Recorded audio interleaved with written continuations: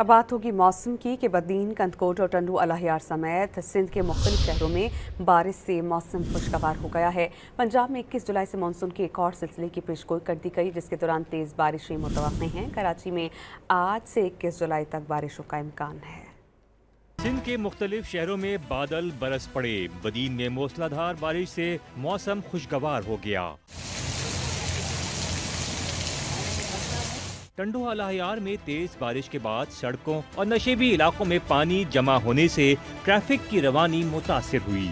कंदकोट में भी बादल खुलकर गरजे बरसे। बच्चे भी गलियों में जमा बरसाती पानी में खेलकर लुत्फ उठाते रहे। ननकाना साहब में बारिशों की वजह से दरियाए रावी और नाला डेक में पानी की सतह में इजाफा होने के बाद कई मकामात पर नहरों का पानी करीबी खेतों में दाखिल हो गया। पुकाड़ा में सखरा रोड पर बरसाती नाले का हिफाजती बंध टूट गया, जिसकी वजह से सैकड़ों एकड़ ज़रई अराजी ज़ेरे आब आ गई। एनडीएमए ने पंजाब में मानसून के नए स्पेल के हवाले से खबरदार कर दिया।